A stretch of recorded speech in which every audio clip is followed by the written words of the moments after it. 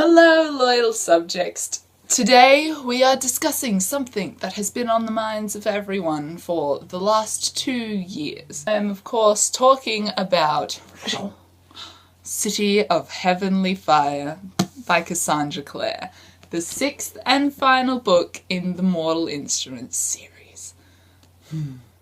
I just want to start off by saying I loved this book a lot. It's probably my new favourite in the series just because I love epicness. I love when things are just larger than life. The battles were bigger, the stakes were higher, the losses were greater, everything was epic. Saying that, epic books are usually quite big. For example, look at this thing. It's a brick. You could build a castle with a bunch of it. It is 733 pages long. That is the thickest book I've ever read. It was also one of the fastest books I've ever read. Obviously, I had pre-ordered this from my local bookstore, but I had to work that day, so as soon as I finished, I went straight to the bookstore, got the book, went straight home. This is about around 11:30 in the morning, and then I just sat there and read all day into the wee hours of the morning until I finished it at 5 a.m. the next day. It was totally worth the lack of sleep I had. So amazing. I just loved it so much. It was just everything that I wanted from the conclusion of the story. And I think this goes without saying, but if you have not read the Mortal Instruments series and also the Infernal Devices series, you do not want to watch this video. Just know that I highly recommend both and that you will not regret reading them. Okay, goodbye. Boom. So let's talk business. We start out this book in the Los Angeles Institute through the perspective of a 12-year-old Emma Carstairs. She is going to be the protagonist in Cassandra Clare's next series, The Dark Artifices. And I really wasn't expecting to get this much Emma and Julian and all the other characters from that story. Not that I'm complaining, and I enjoyed having them there, and seeing everything that happened to them was really hard. And I know everyone keeps making fun of the fact that there seems to be like a bajillion Blackthorn children, but I have 7 siblings. There are 8 children in this family, so it was just like another day for me. I can tell that I'm probably going to relate very well to Julian and the rest of the Blackthorns. The only thing I will say is that I'm thinking about how much we saw Emma and Julian and how much this builds up for that series that is to follow. And I'm thinking, what about people who start out reading Cassandra Clare's books with the Dark Artifices? They'll have no idea what is going on. They'll be like, wait, what? Did I miss something? Yeah, you did. It's called the other bajillion books she's already written that you have to read to be able to read anything else. Not that I'm complaining, because obviously I've read them all, so it's not going to be a problem to me. But, I don't know, kind of limiting her audience there a bit. Also, I'm wearing this Morgenstern ring that I just got in the mail yesterday. Morgenstern. Before we get into anything else, I just want to say how awesome everybody was in this book. Everyone's badassness just went from here, which is already like majorly high, to like above and beyond anything that could have been expected. Clare finally getting a sword and taking on the Morgenstern name and being like proud of her heritage despite the fact that Valentine and Sebastian are really horrible human beings who have caused like nothing but strife for the Shadowhunter world. Of course we get that bit at the end where Jace decides to take on the Herondale name. Speaking of Jace, can we just all take a moment to appreciate how awesome he was in that Citadel battle? He was just cutting down and darkened warriors left, right and centre, and then that fight with fucking Sebastian. Sebastian, seriously, has just gotten worse and worse and worse and worse as the series went on. All those words that came out of his mouth whenever he was talking about Clare, I was just like, I need to take a shower to brush off the dirt that you just threw at everyone. But I thought it was very cute, the Cleese, all the Cleese that we had in this book,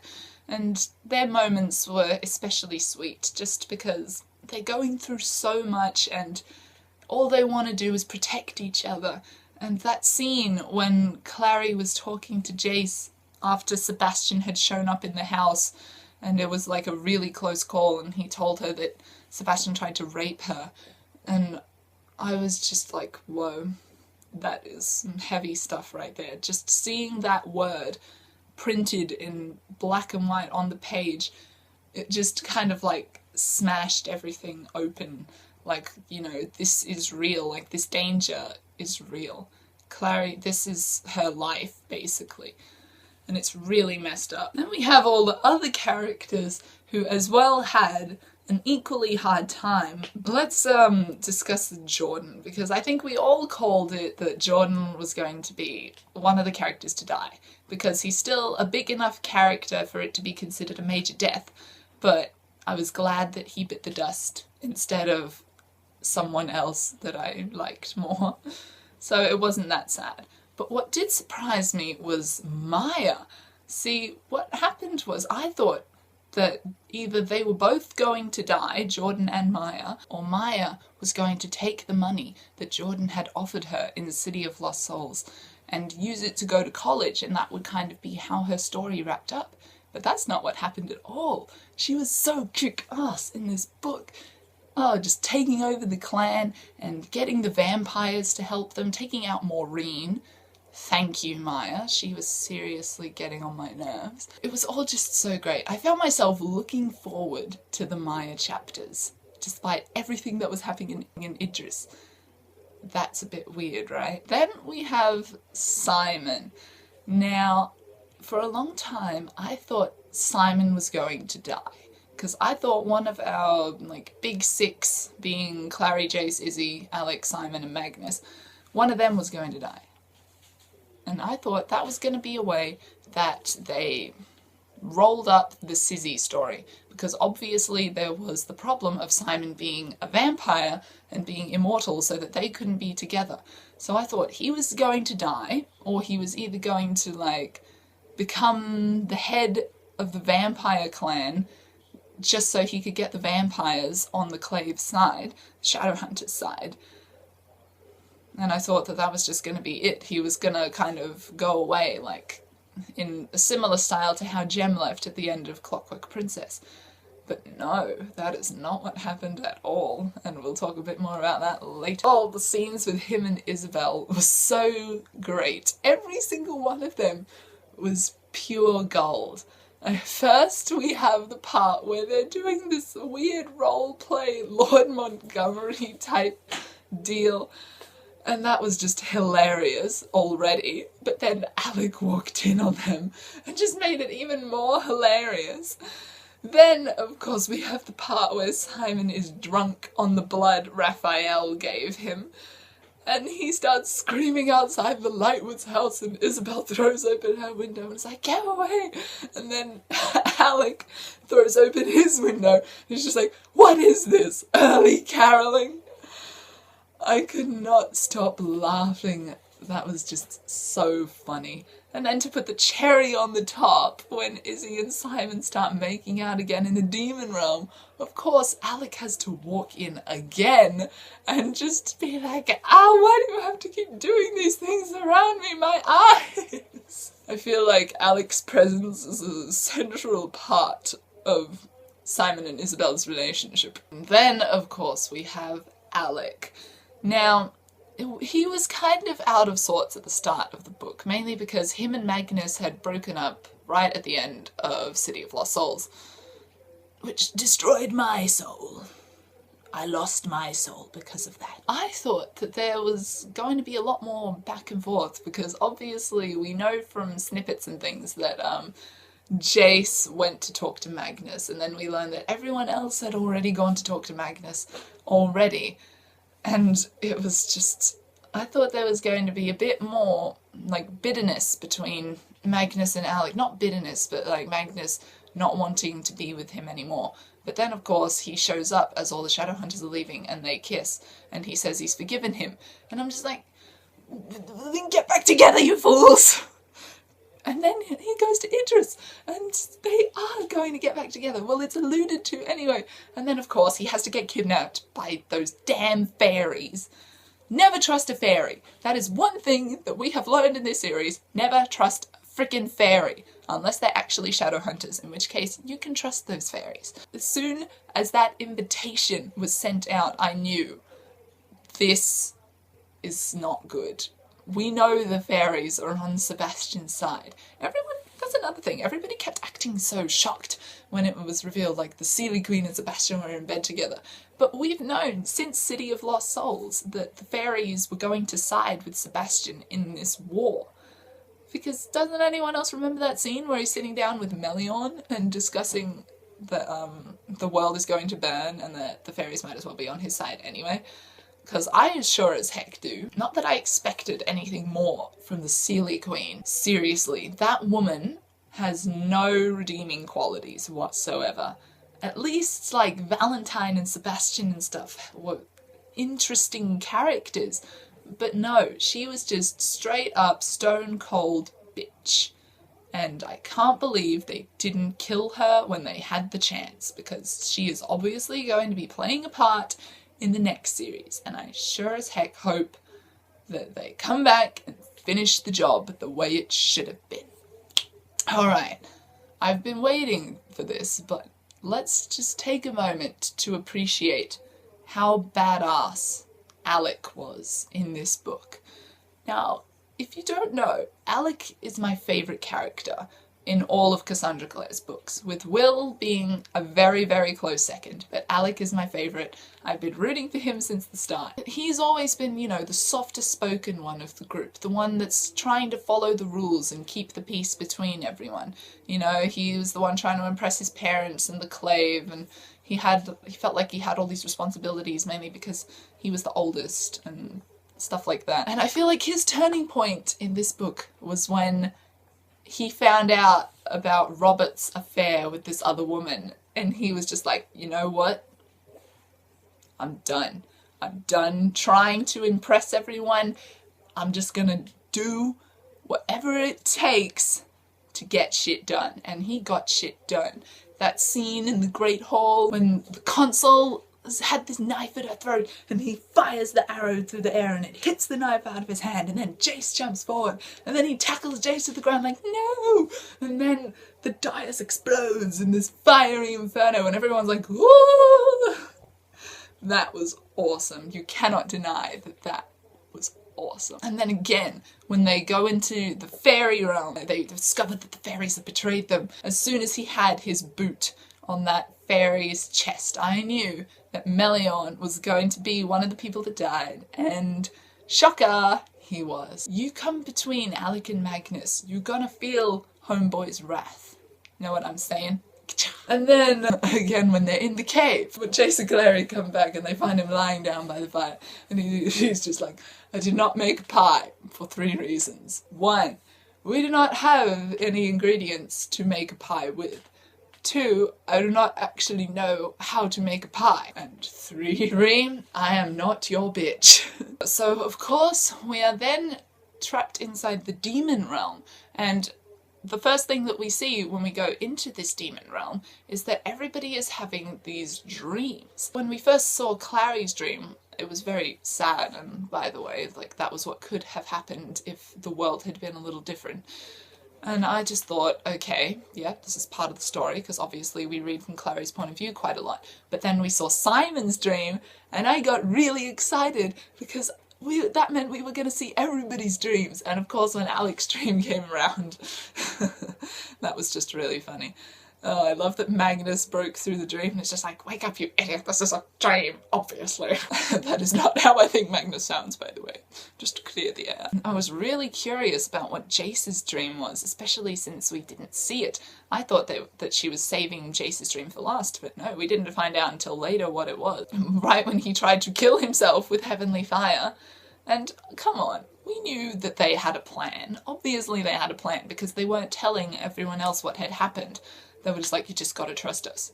And I was like, yeah, I trust you guys, obviously, because you're both fucking awesome. That whole thing with the parallel universe of the Shadowhunters, that was so creepy, but so cool. Like, that was what could have happened.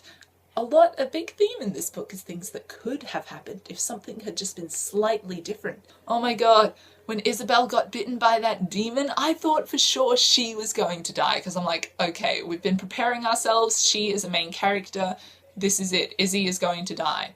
Oh my god. But no, Simon steps in and saves the day with his super special awesome vampire blood. And of course then he has to drink blood from Alec.